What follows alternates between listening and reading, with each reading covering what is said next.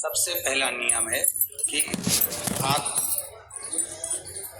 जिस दिन व्रत करो उसके एक दिन पहले भक्ति का संचार इस हृदय में करो। भक्ति का संचार इस हृदय में कर लीजिए। जिस दिन आप व्रत करो, जैसे एकादशी का व्रत कर रहे हो तो दशमी के दिन शाम का समय जब आवे, रात्रि जब होने लगे, शाम का समय आवे और रात्रि का आप जब भोजन ग्रहण करो तो उस भोजन में कोई ऐसा पदार्थ ग्रहण मत करिए जिस पदार्थ के कारण आपकी एकादशी बिगड़ जाए।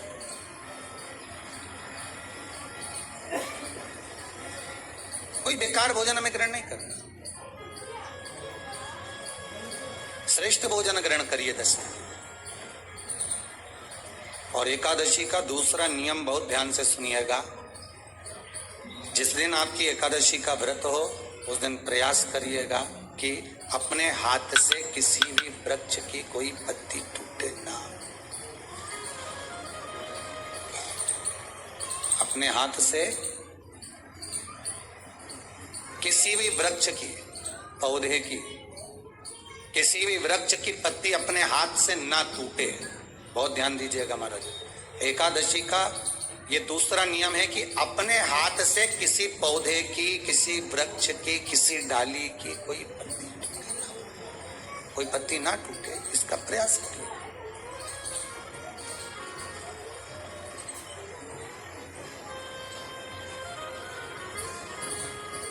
कितना सुंदर व्याख्यान कहा है, कितना सुंदर वर्णन है महाराज कि मात्र एकादशी का व्रत कर लेने पर, मात्र एकादशी का व्रत कर लेने पर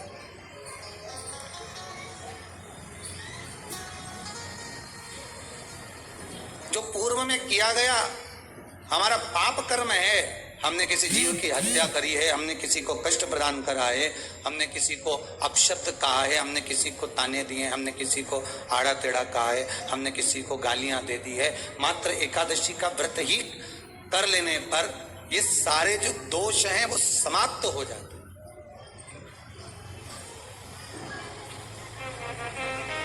सारे दोष हमारे समाप्ति पर आ जाते।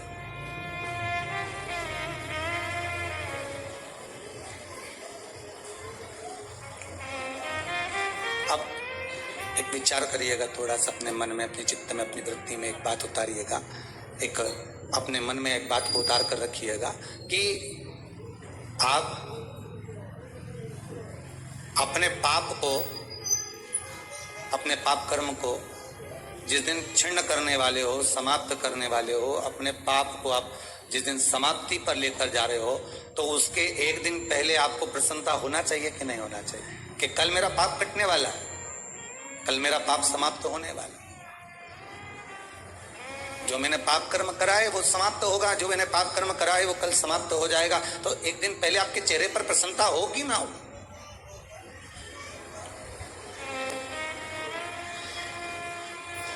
और चेहरे पर वो प्रसन्नता आपके आना चाहिए कि कल मेरा एकादशी का व्रत है, आज दशमी है, कल एकादशी का व्रत है, तो कल मेरी जब एकादशी का व्रत रहेगा तो मेरा ना जाने कितना कितना पाप, कितना असत्य, कितना झूठ, कितना प्रपंच वो समाप्त हो जाएगा। इसमें मुझे प्रसन्नता हो, इसमें मुझे आनंदता हो।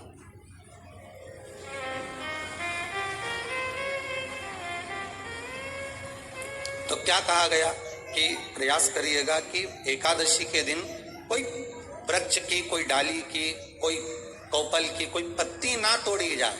क्यों? तो कहा अगर उस पत्ती को हम तोड़ देते हैं, वृक्ष की पत्ती को या क्यारे में लगी हुई कोई डाली की पत्ती को हम तोड़ देते हैं तो एकादशी का पुण्य फल प्राप्त नहीं होता। एकादशी का कोई फल हमारे खाते में नहीं जाता, पुण्य फल प्राप्त नहीं। अब फिर भले तुम, चाहे तुमने मोरधन खाया हो, चाहे तुमने फिर चिप्स खाई हो, चाहे तुमने फिर व्रत का कितना ही सामान खा गए और तुमने सोचा कि आज मेरी एकादशी है, तो फिर उसका कोई फल प्राप्त नहीं, उसका कोई सुख प्राप्त नहीं आता, फिर उसका कोई आनंद प्राप्त नहीं आता। दो चीजों को याद रखिए, गौदान और एकादशी। श्रीमद् वल्लभाचार्य जी ने मायावत का खंडन करा था जगन्नाथ जगन्नाथपुरी में, और श्रीमद् वल्लभाचार्य जी ने कहा था एकादशी मरने के बाद मत दो, एकादशी जीते जी दो। कहा था कि नहीं कहा था? जीते जी दान करिए। इसलिए जगदीश में जगन्नाथपुरी में एकादशी उल्टी लटकी हुई है। करें आपने दर्शन? जगदीश में एकादशी को उल्टा लटकाया। क्यों? क्योंकि वल्लभ ने कहा कि एकादशी जीते जी दो। कई पंडितों कहते हैं तुम्हारे दादाजी मर गए, जब 12वें का दिन होता है ना तो पंडित जी संकल्प छुड़ाते हैं, दो एकादशी। बड़े बेटे ने 5 दे दी, छोटी बहू ने 3 दे दी, उसने 2 दे दी, उसने 2 दे दी, तो क्या तुम्हारे दादाजी भिखारी थे जो तुम्हारी एकादशियां लेकर जाएंगे? और तुम कौन होते हो दादाजी को एकादशी देने वाले? तुमने कौन से पुण्य कर लिए जो तुमने एकादशी दे दी? एकादशी के दान की महत्वता श्रीमद् वल्लभाचार्य जी ने कहा कि कोई व्यक्ति अगर खटिया पर सड़ रहा है, पलंग पर तड़प रहा है, हॉस्पिटल में पड़ा हुआ है, तो निवेदन है कि उसको देखने जाओ तो अपनी करी हुई एकादशी में से 2 एकादशी का दान उसको तुरंत दे दो। क्यों? तो जिससे उसको मोक्ष मिल जाए, मरने के बाद नहीं। क्योंकि मरने के बाद तो वो 10वें के दिन गरुड़ पुराण में लिखा है 10 दिन तक जीवात्मा घर की अटारी पे रहती है। कितने दिन? 10 दिन। 10 दिन के बाद जीवात्मा चली जाती है। कहाँ जाती है? उसको जहां जाना है। 3 दिन में उसको भोग भोगना पड़ता है जीवात्मा को। 3 दिन नरक का भोग भोगती है, उसके बाद स्वर्ग का भोग भोगती है। 18 दिन में ये प्रोसेस पूरी हो जाती है। कितने दिन? 18 दिन। 18 दिन के बाद में उस जीवात्मा को धान के खेत में पटका जाता है। किसके खेत में? धान के, चावल के खेत में। इसलिए कहते हैं एकादशी के दिन चावल मत खाओ। कहते कि नहीं कहते? और क्या कहते हैं? द्वादशी के दिन चावल खाना जरूरी है। एकादशी का पालना करना है तो द्वादशी को चावल का 1 गिलास खाओ, तब द्वादशी को चावल खाओगे तो एकादशी लगेगी। चावल नहीं खाओगे तो एकादशी नहीं लगेगी। द्वादशी को चावल खाना जरूरी है। क्यों कहते हैं? क्योंकि धान के खेत में जीव को छोड़ा जाता है, उस धान के खेत में, चावल के खेत में जीवात्मा रहती है। उसको चिड़िया खाती है तो चिड़िया के रूप में जन्म लेता है, मनुष्य खाता है तो मनुष्य के रूप में जन्म लेता है। इसलिए एकादशी के दिन चावल नहीं खाया जाता, क्योंकि एकादशी के दिन हम चावल खाएंगे तो जीव हत्या का दोष लग जाएगा। फिर कब खाना है? द्वादशी के दिन। द्वादशी के दिन क्यों खाया जाता है? क्योंकि हम एकादशी के व्रत करे रहते हैं, और पहला घासा जब चावल का खाते हैं तो अपनी करी हुई एकादशी का पुण्य, जितने जीव हमारे मुंह में जाते हैं उनको उसका पुण्य मिल जाता है, और उनका फिर जन्म नहीं होता, वो तर जाते हैं, उनको एकादशी का भाग मिल जाता है। इसलिए कहते हैं एकादशी को चावल मत खाओ, पर द्वादशी को जीव है और उसकी गलती नहीं हो रही, उसकी मुक्ति नहीं हो रही, तो उसकी मुक्ति का उपाय क्या हो सकता? हमने कहा शिव महापुराण की कथा जो सुनते हैं वही उपाय है। और शिव महापुराण में जो जो नाम बीच में आते हैं, जैसे आपको वर्णन करा कई बार, कुंदकेश्वर महादेव, अवधूतेश्वर, बोलते जाओ जरा, अवधूतेश्वर महादेव, कुंदकेश्वर, अवधूतेश्वर, ऐसे महादेव के जो नाम आते हैं। अब जैसे आज कथा में स्वधा का नाम आया, तो स्वधा का नाम जो आया, ये हम अगर उच्चारण कर रहे हैं तो कहीं ना कहीं हमारे शरीर में कोई रोग है, बीमारी है, कष्ट है, तकलीफ है, तो कहीं अगर हमारी गति बिगड़ रही है तो संवारने का काम केवल मंत्र जाप नाम स्मरण करते, केवल नाम।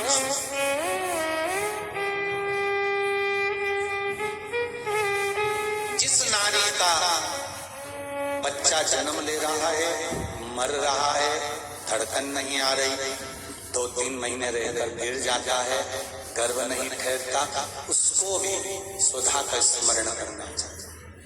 और 25 तारीख को अमावस्या है, शाम के समय घी का दिया नदी के घाट पर, तालाब पर, कुएं पर। शहरों में अगर नदी तालाब नहीं है तो आपके घर में जो मटका है, हंडा है, शहर वालों, गांव में अगर नदी तालाब हो, अपने शहर में हो तो वहां लगाओ, और अगर नदी तालाब नहीं हो तो पानी का जो हंडा मटका रसोई घर में होता है, अमावस्या के दिन शाम को वहां भी दिया लगा सकते हो। अगर नहीं है नदी तालाब बावड़ी कुआं तो अगर है वहां जाओ, नहीं हो तो वहां कल लगा।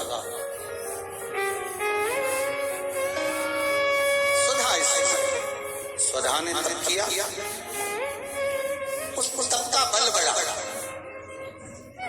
और तप बल के कारण स्वधा के यहाँ गर्भ के सम्मुख में भगवान शंकर का पवित्र चरित्र कह रहा है कि शिव के चढ़े हुए जल का वर्णन स्वयं यमराज की जो धर्मपत्नी है, यमराज की जो धर्मपत्नी है जिसका नाम है धुमोरना। क्या नाम है उसका? धुमोरना। फिर से बोलो आप लोग, आवाज नहीं आई, डबल से बोलो, धुमोर। और यमराज की धर्मपत्नी धुमोरना ये जल के महत्व को एक बार स्वयं ने धुमोरना ने पूछा था।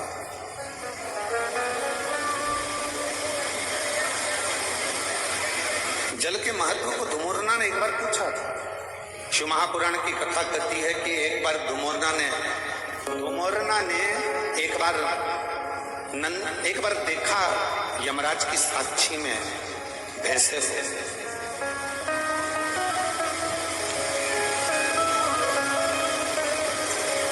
धुमोरना ने देखा कि यमराज का जो भैंसा है, यमराज जिस पर बैठते हैं भैंसा, क्या नाम है उस भैंसे का जिस पे यमराज बैठते हैं? जम के बोलो जरा। यमराज जिस भैंसे पर बैठते हैं, जिस पाड़े पर यमराज बैठते हैं, जिस भैंसे पर यमराज बैठते हैं, उसका नाम क्या है? उसका नाम है पोंड्रक। क्या नाम है? पोंड्रक।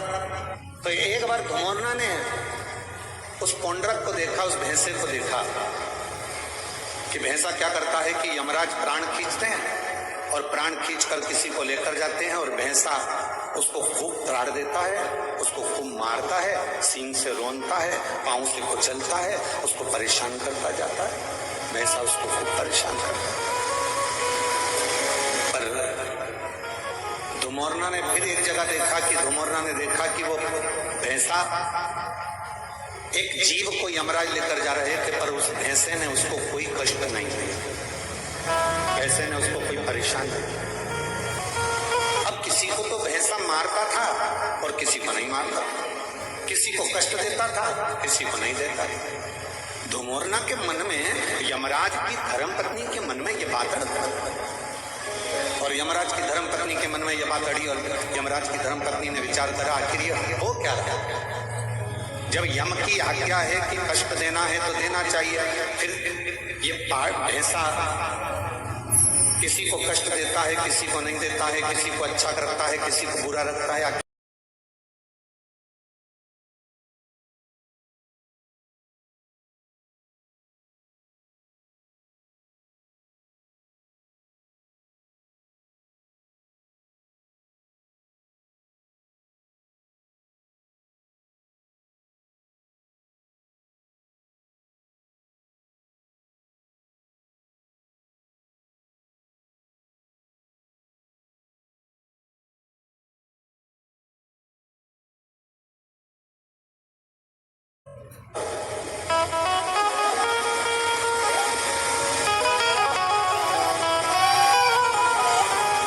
धुमोरना ने भैंसे को बुलाया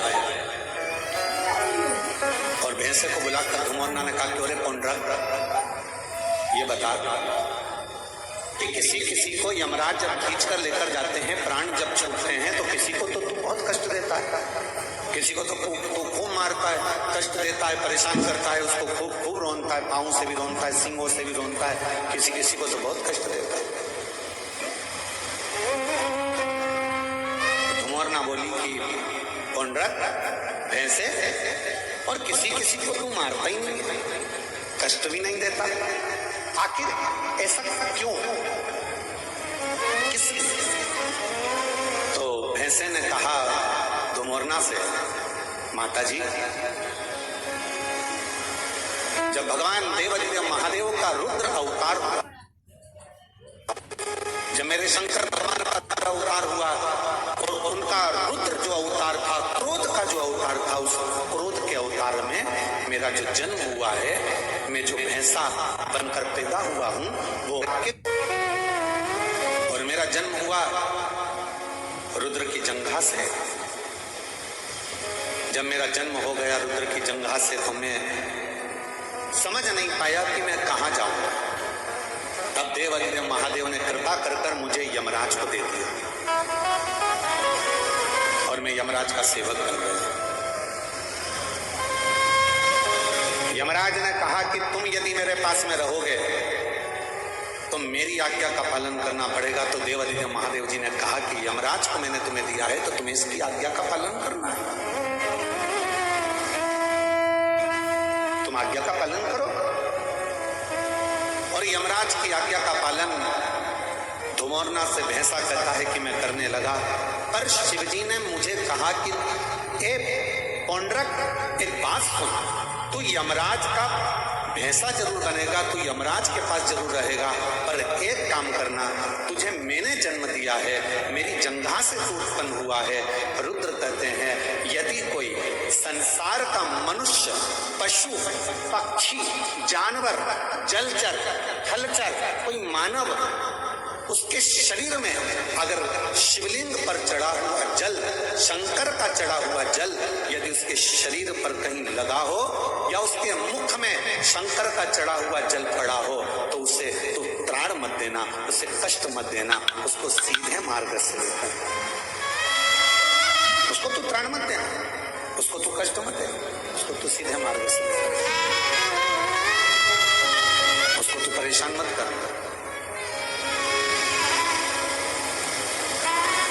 पौंड्रक भैंसे ने वचन दे दिया देवाधिदेव महादेव को कि मैं वचन देता हूं रुद्रदेव, ये मेरा वचन है, जिसके मुख में शिव का चढ़ा हुआ जल होगा, शंकर का चढ़ा हुआ जल छीटा गया होगा, उसको ना यमराज परेशान करेगा ना ये भैंसा परेशान करेगा, वो सीधे कैलाश धाम। आपसे पूछे उत्तर दीजिएगा जरा, जितनी मेरी शिरडी की जीजियां बैठी हैं, जितने मेरे जीजा बैठे हैं, सब उत्तर दें। मरने वाले व्यक्ति के मुख में कौन सी पवित्र नदी का जल दिया जाता है? जम के बोलो जरा। गंगा का। तुरंत जाओ जल्दी से गंगा का जल इसके मुख में डाल दो। कभी किसी ने पूछा अपने पूर्वजों से, अपने बुजुर्गों से कि मरने वाले के मुख में गंगा जल क्यों दिया जाता है? कभी किसी पवित्र व्यक्ति से पूछा कि मरने वाला व्यक्ति का जब उसको जब शमशान ले जाया जाता है तो उसके शरीर को गंगा जल डालकर पानी से नहलाया जाता है, साफ करा जाता है?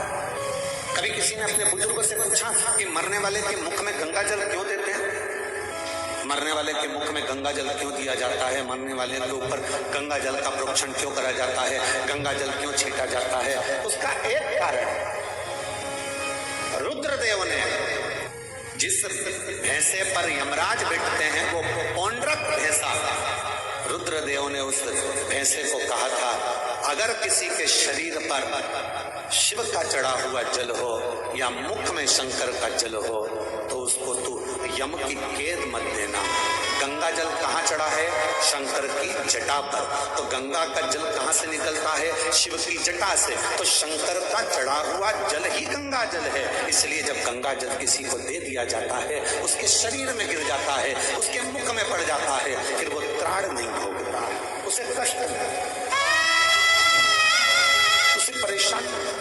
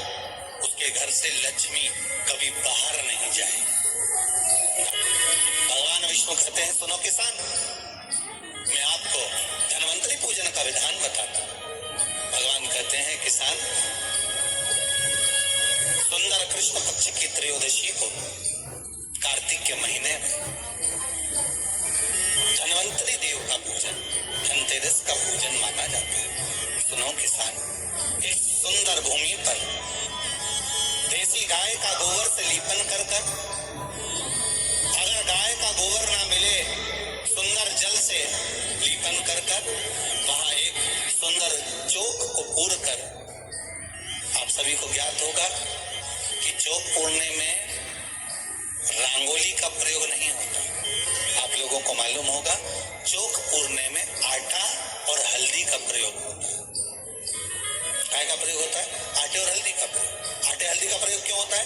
क्योंकि आटा समृद्धि को बढ़ाता है, लक्ष्मी वैभव को बढ़ाने वाली हल्दी होती है। इसलिए जब चौक पूरा जाता है भूमि पर, तो चौक पूरते समय आटा हल्दी का प्रयोग करते हैं। थोड़ा सा चावल का दाना या गेहूं का दाना रख दिया जाता है, उसके ऊपर एक सुंदर चौकी, एक चौरंग, एक पाटा रख दिया जाता है।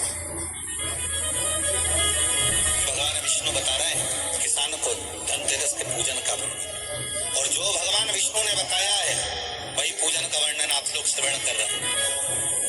जो विधान भगवान विष्णु बता रहे हैं उसके हिसाब से, उसके अनुसार आप लक्ष्मी का पूजन, धनतेरस का पूजन करें। चौकी लगाएं, चौरंग लगाएं, आटा लगाएं, उस पाटे पर एक सुंदर लाल वस्त्र धारण करा दे, लाल वस्त्र बिछा दें।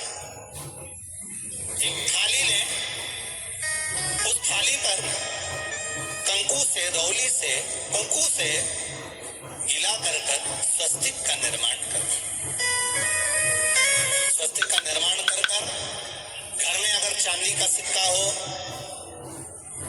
अगर चांदी का सिक्का नहीं हो, चांदी का कॉइन नहीं हो, तो अपने घर का 1 का सिक्का, 2 का सिक्का, 5 का सिक्का, 10 का सिक्का, जो भी आपके घर में हो वो कॉइन ले लें।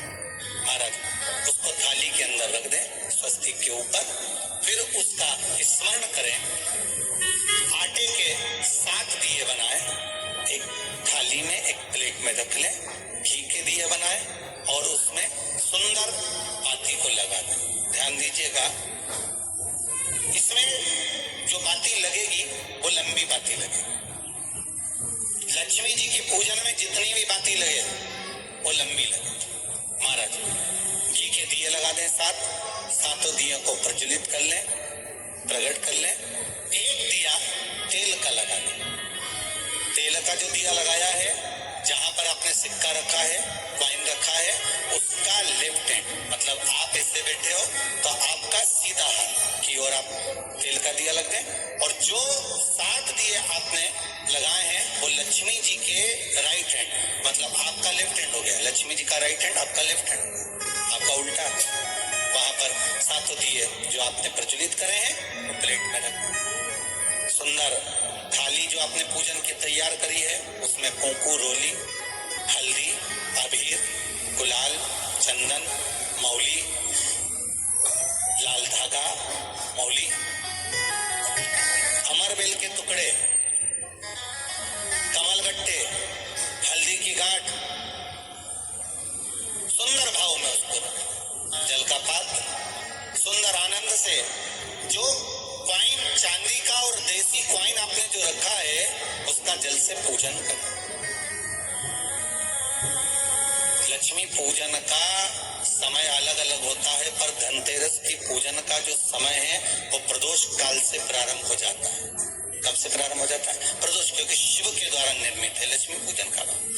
महाराज कॉइन का पूजन करें, कंकु आदि से पूजन करने के बाद दोनों सिक्कों को उठा लें। दोनों कॉइन, जो चांदी का सिक्का है और जो देसी कॉइन है, उसको उठाकर उस पर जो कलेवा है, मौली है, नाड़ा है, लच्छा है, उसको लपेटना प्रारंभ कर और उसको लपेटें।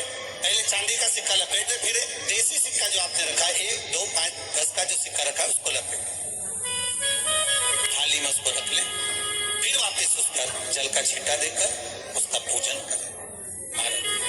हल्दी, रौली, मौली, चंदन आदि लगाकर सुंदर भाव से चावल को हल्दी में भिगो लें और पीले चावल कर उल्टे हाथ में चावल लेकर माता लक्ष्मी के ऊपर जो 2 सिक्के रखे हैं उनका पूजन करें।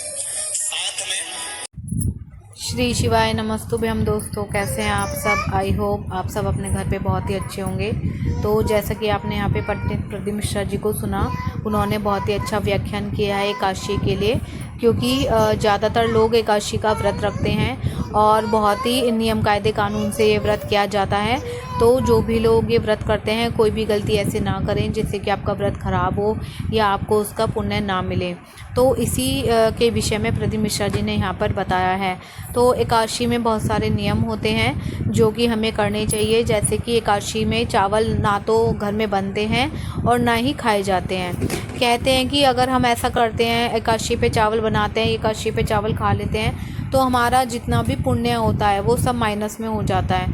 तो हमारी एक गलती की वजह से पूरा पुण्य हमारा ख़राब हो जाता है। तो अगर आप लोग भी व्रत रखते हैं या नहीं भी रखते तो भी एकादशी के दिन ना तो अपने घर में चावल बनाएं और ना ही चावल किसी को खाने दें, क्योंकि ये इसका मेन निषेध है। ये हमें मतलब एकादशी के व्रत में या एकादशी के दिन चावल नहीं खाने चाहिए और ना ही घर में बनाने चाहिए।